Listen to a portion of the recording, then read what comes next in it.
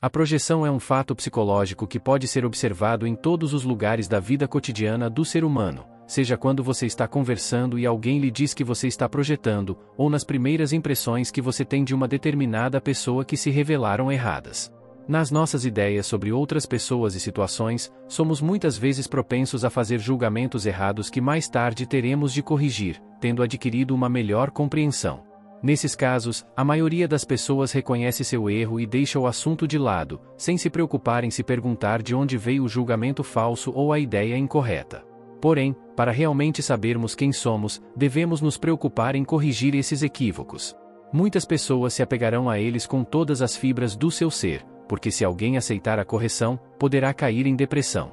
A projeção psicológica foi conceituada por Sigmund Freud, o pai da psicanálise, como um mecanismo inconsciente onde alguém atribui suas próprias motivações, pensamentos, sentimentos e desejos que são inaceitáveis para si mesmo, enquanto os atribui a outros. É um desalinhamento do mundo interior e exterior, porque o que alguém é interiormente, verá exteriormente. Quando vivenciamos traição, abuso, desconforto, etc., podemos muito bem desconfiar dos outros. Este é um mecanismo de defesa, uma projeção da história psicológica de alguém. Quando encontramos em nós mesmos certos sentimentos, pensamentos ou comportamentos inaceitáveis que nos recusamos a reconhecer, e vemos alguém com essa característica específica, sentiremos ressentimento, ódio e raiva em relação a essa pessoa. A projeção ocorre não por causa do que outras pessoas lhe dizem, mas sim por causa do que você mesmo pensa sobre essas pessoas. Uma pessoa com um forte autoconceito, o conhecimento de quem é, faz com que a pessoa se sinta bem com quem ela é. A projeção negativa é mais provável de ocorrer em pessoas com baixa autoimagem e baixa autoestima. O eu real, que sempre tende para um eu ideal, transforma-se em um eu desprezado. Por exemplo, um homem tem medo de expressar a sua opinião sobre assuntos importantes relacionados com o seu trabalho, porque não gosta de conflitos, é muito tímido, inseguro e prefere permanecer passivo e apenas fazer o seu trabalho em silêncio. Seu colega de trabalho, porém, é assertivo e faz com que suas opiniões sejam ouvidas em todas as reuniões, embora o tímido acredite ter opiniões muito melhores. Isso resulta em horas extras em que seu colega de trabalho recebe uma promoção e um aumento.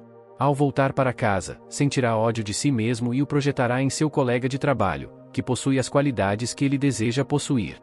Ao apontar o dedo para outras pessoas, ajudamos a diminuir o desconforto, a ansiedade ou os sentimentos ruins sobre nós mesmos, e evitamos assumir a responsabilidade de implementar essas boas qualidades em nós mesmos, porque é muito doloroso, difícil ou desconfortável. Quando você aponta um dedo, há 3 dedos apontando para você. Dessa forma, negamos que as más qualidades sejam nossas e as atribuímos a outros. Nós os julgamos, atacamos ou culpamos. Isto pode ser estendido a grupos inteiros de pessoas com ideias específicas.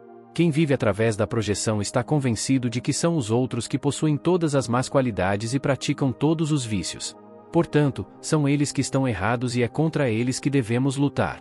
Quando alguém pensa que tudo é culpa de outra pessoa, sofrerá muito. A projeção ocorre em um nível inconsciente, é despercebida e não intencional. As projeções são como um pingente de gelo, voltam para nós, não ficamos impunes quando projetamos. Porém, devemos ter em mente que não fazemos projeções, elas acontecem conosco. É mais fácil ver outra pessoa projetando do que ver a si mesmo projetando. Eles são de natureza inconsciente, no momento em que você está consciente da projeção, já está fora de sua influência. Tornar conscientes os conteúdos inconscientes, o que inclui a retirada das projeções, representa uma importante tarefa psicológica, que permite um aumento da consciência e um avanço na autorrealização. Não é incomum justificar a própria projeção inventando uma justificativa. Por exemplo, a pessoa apanhada a comprar no mercado negro diz, para se justificar, todo o resto está a fazer isso. Aqui, a tentativa é converter a ansiedade neurótica de fazer algo errado em ansiedade objetiva de não comer o suficiente. A analista junguiana Marie-Louise von Franz escreve: se um filho, por exemplo, considera seu pai tirânico, mais tarde na vida ele irá, em muitos casos, não apenas projetar a qualidade da tirania em figuras de autoridade e figuras paternas, como seus filhos. O médico, os seus superiores e o Estado, mas ele próprio também se comportará de forma igualmente tirânica, embora inconscientemente. Se uma pessoa anti-autoritária tiver que lidar com alguém que mostra manifestações, mesmo que relativamente leves, de autoafirmação ou poder, a imagem do tirano adormecido nele se ligará imediatamente a outra pessoa. A projeção aconteceu. O projetor está totalmente convencido de que terá que lidar com um tirano. Um erro de julgamento desse tipo só pode ser corrigido com a maior dificuldade. Não são apenas as qualidades conscientes negativas de uma pessoa que são projetadas para fora dessa maneira, mas, em igual medida, as positivas. A projeção deste último provoca então uma avaliação e admiração excessiva, ilusória e inadequada do objeto. É possível que uma pessoa contagie outras pessoas com a sua ideia paranoica e que um grupo considerável assuma o julgamento errôneo, até que outro grupo finalmente resolva a questão. A caça às bruxas como exemplo de projeções negativas ou a veneração de um ditador como herói salvador como exemplo de projeções positivas são testemunhas da existência do fenômeno do contágio coletivo. Grupos inteiros podem projetar coletivamente, de modo que o seu erro de julgamento passe oficialmente pela descrição aceitável da realidade. Freud acreditava que as impressões verdadeiras e falsas recebidas por uma criança em suas primeiras experiências com seus pais e irmãos desempenham um papel nas projeções posteriores. Por exemplo, uma criança que vivenciou o pai ou a mãe de uma forma especificamente negativa tende a projetar a mesma imagem do pai ou da mãe nos homens ou mulheres mais velhos que conhece mais tarde na vida. O complexo materno é um componente ativo na psique de todos, que inclui a mãe pessoal, o contato com outras mulheres e por suposições coletivas. Um complexo materno negativo torna impossível ter uma experiência sem preconceitos com outras pessoas. Essa reação negativa continua viva, armazenada nas profundezas da psique, e é projetada nos outros em uma oportunidade adequada. Outro fenômeno importante que Freud conceituou é a transferência, onde uma pessoa projeta inconscientemente os sentimentos por outra pessoa para uma pessoa totalmente diferente. A diferença da projeção é que a transferência requer 3 pessoas. Por exemplo, transferir sentimentos sobre os pais para o parceiro ou desconfiar de alguém que se pareça com um ex-cônjuge nos modos, na voz ou na aparência externa. Este é um fenômeno típico da terapia, e do qual o analista deve estar ciente, para não se envolver em contratransferência, o que pode prejudicar o relacionamento entre analista e analisando. Muitos sofrem por não levarem em consideração as manifestações do inconsciente no ser humano. Carl Jung, o fundador da psicologia analítica, escreve que um homem que não tem consciência de si mesmo age de maneira cega e instintiva e, além disso, é enganado por todas as ilusões que surgem quando ele vê tudo o que não tem consciência em si mesmo, vindo ao seu encontro de fora como projeções sobre seu próximo. O mesmo inconsciente de onde emanam as projeções também se esforça, em certas fases do desenvolvimento interior, para corrigi-las, através dos sonhos ou da imaginação ativa. Assim, além do julgamento de bom senso da coletividade, existe um fator interno no próprio indivíduo que tende a corrigir de tempos em tempos sua imagem da realidade. O que Freud chama de fachada do sonho é a obscuridade do sonho, e isso é na verdade apenas uma projeção de nossa própria falta de compreensão. Dizemos que o sonho tem uma fachada falsa apenas porque não conseguimos enxergá-lo. A menos que possuamos um grau incomum de autoconsciência, nunca veremos através de nossas projeções, mas devemos sempre sucumbir a elas. Porque a mente, no seu estado natural, pressupõe a existência de tais projeções. Jung elaborou ainda mais a ideia de projeção em termos do conceito de sombra e de anima e animus. A sombra desempenha um papel crucial na projeção, tanto pessoal quanto coletivamente. Falei sobre esse conceito com mais profundidade em outro vídeo. À medida que reprimimos as coisas que desprezamos em nós mesmos e nos recusamos a reconhecê-las, elas permanecem enterradas na psique e formam a sombra, que é essencialmente o que não desejamos ser. Projetamos então como marionetes puxadas pelas cordas do inconsciente. Jung escreve: o efeito da projeção é isolar o sujeito de seu ambiente, pois em vez de uma relação real com ele existe agora apenas uma relação ilusória. As projeções transformam o mundo na réplica do próprio rosto desconhecido.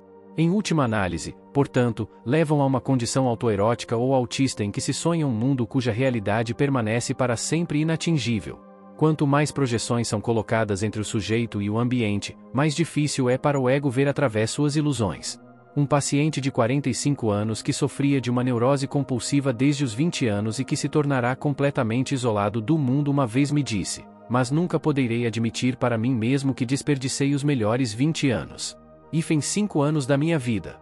Muitas vezes é trágico ver quão flagrantemente um homem estraga sua própria vida e a vida dos outros, mas permanece totalmente incapaz de ver o quanto toda a tragédia se origina nele mesmo, e como ele continuamente a alimenta e mantém. Está indo. Não conscientemente, é claro, pois conscientemente ele está empenhado em lamentar e amaldiçoar um mundo sem fé que se distancia cada vez mais. pelo contrário, é um factor inconsciente que tece as ilusões que velam o seu mundo. E o que está sendo fiado é um casulo, que no final o envolverá completamente. Com um esforço considerável, porém, podemos integrar o conteúdo da sombra em nossa personalidade e tornar-nos parcialmente conscientes dela. Este é um processo que dura a vida toda e é indispensável para a individuação, tornar-se quem você é. A razão pela qual é tão difícil adquirir conhecimento da própria sombra é que os traços de personalidade inferiores são principalmente de natureza emocional. As emoções e os afetos são, em grande medida, relativamente autônomos, eles possuem consciência e só podem ser controlados com grande dificuldade. Se não é apenas a própria sombra que está por trás das projeções, mas também os componentes contrasexuais da personalidade, ou talvez conteúdos arquetípicos ainda mais profundos, então o insight da projeção em que estes estão envolvidos é acompanhado por dificuldades quase insuperáveis. Jung compara a sombra pessoal com a sombra coletiva. Com um pouco de autocrítica podemos ver através da sombra, na medida em que sua natureza é pessoal. Mas quando aparece como arquétipo, encontramos as mesmas dificuldades que com Anima e Animus. Em outras palavras, está dentro dos limites da possibilidade para um homem reconhecer o mal relativo de sua natureza, mas é uma experiência rara e devastadora para ele contemplar a face do mal absoluto. Embora a sombra seja sempre do mesmo sexo do sujeito, quando falamos do sexo oposto, a fonte das projeções assume a forma de uma figura contrasexual. A Anima, as tendências psicológicas femininas no homem, e o Animus, as tendências psicológicas masculinas. Tendências psicológicas na mulher. Também fiz um vídeo explicando esses conceitos. Jung chama a integração da sombra de obra-prima do aprendiz, enquanto a integração da Anima ou Animus é a obra-prima. Isto está no contexto da individuação.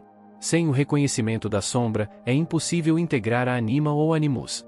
Enquanto a sombra representa antes de tudo o inconsciente pessoal, a Anima e o Animus representam o inconsciente coletivo. Simbolizam as imagens eternas do homem e da mulher, do Logos e do Eros, que são projetadas em homens e mulheres reais. Um homem pode projetar sua Anima supervalorizando seu aspecto masculino em detrimento de suas qualidades femininas, participando de diálogos pseudo-intelectuais e tratando a mulher simplesmente como um objeto para realizar suas fantasias eróticas, ou fazendo suposições estereotipadas sobre padrões de comportamento como o jeito que as mulheres são. Também pode haver um apego excessivo à Anima que é igualmente prejudicial, como um homem que é muito afeminado e é vítima de mulheres, ou um homem que vive regressivamente e procura retornar à sua infância sob o círculo protetor da mãe. Talvez a forma mais comum de projeção da Anima seja ser subitamente tomado por um amor enlouquecedor e apaixonado, como Eros, o deus grego do amor, atirando uma flecha que acende o amor. Se esses prazeres sensuais falharem à pessoa que os deseja, ela sofrerá, perfurada pela flecha da dor. A projeção do Animus da mulher assume uma forma ligeiramente diferente. Assume uma convicção oculta sobre as próprias crenças, pensamentos e suposições. Como querer amor, mas ao mesmo tempo não acreditar que alguém a ame. O pai dota a filha de opiniões verdadeiras e indiscutíveis, de a coisa certa a fazer, sem incluir a opinião da própria filha. Isso pode levar uma mulher a fugir para uma terra de fantasia onírica, cheia de todos os desejos e julgamentos de como as coisas deveriam ser.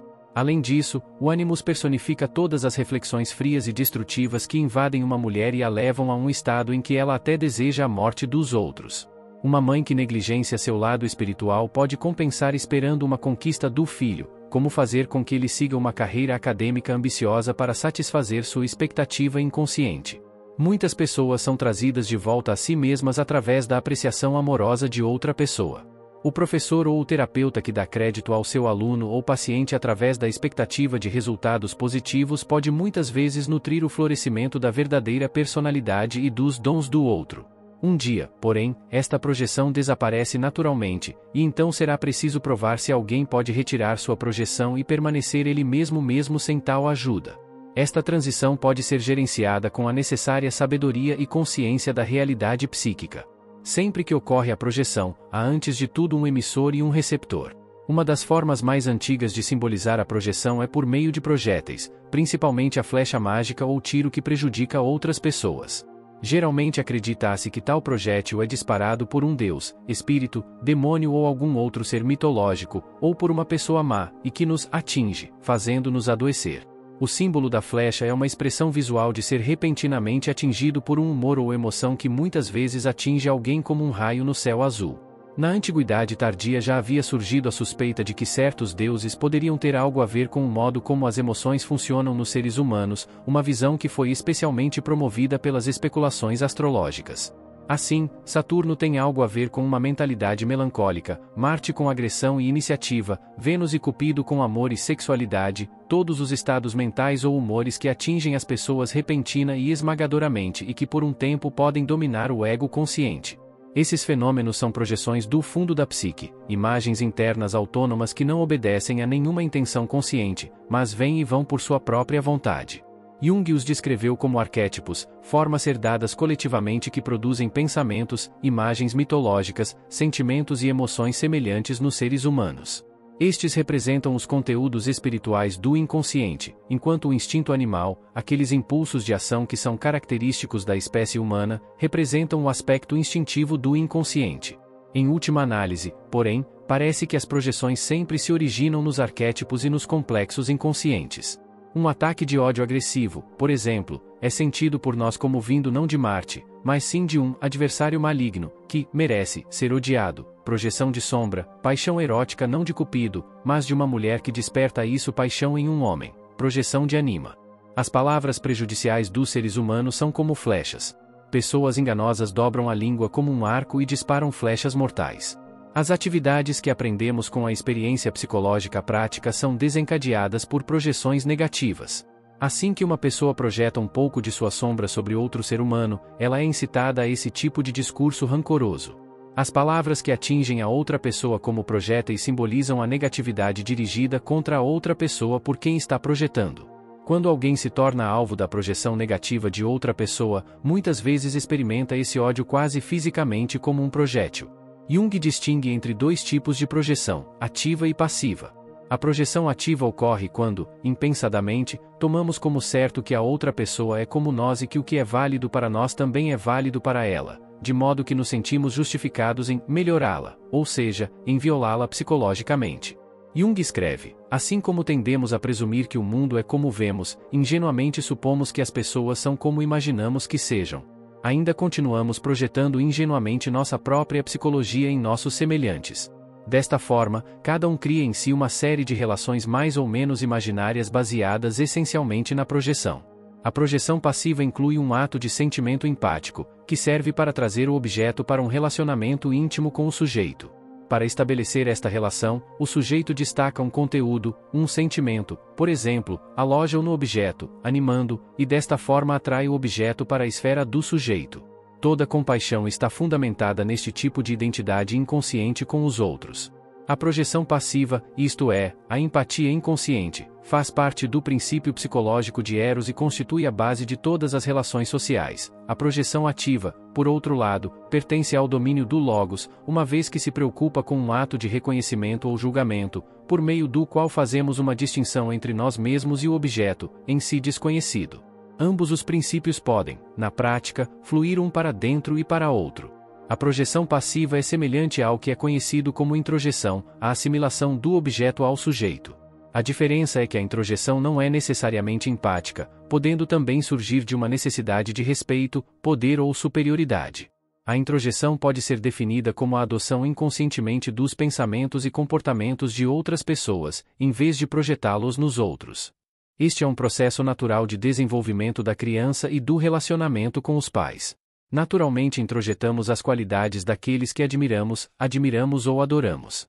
Isto pode, no entanto, incluir os maus aspectos de uma pessoa, ou levar a um complexo de superioridade a ponto de introjetar as qualidades de Deus em si mesmo.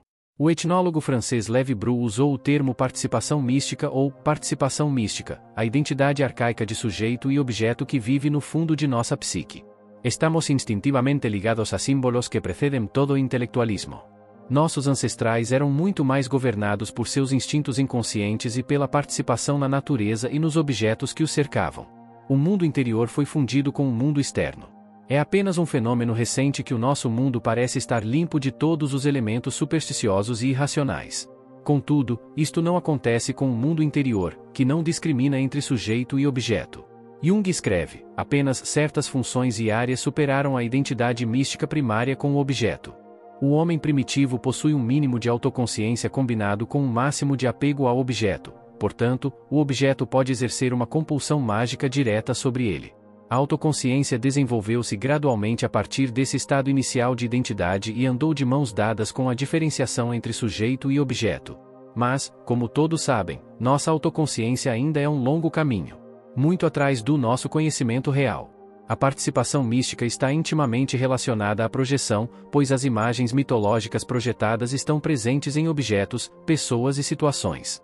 Formas de pensamento, gestos universalmente compreensíveis e muitas atitudes seguem um padrão que foi estabelecido muito antes de o homem desenvolver uma consciência reflexiva. É concebível que as primeiras origens da capacidade de reflexão do homem venham das dolorosas consequências de violentos choques emocionais.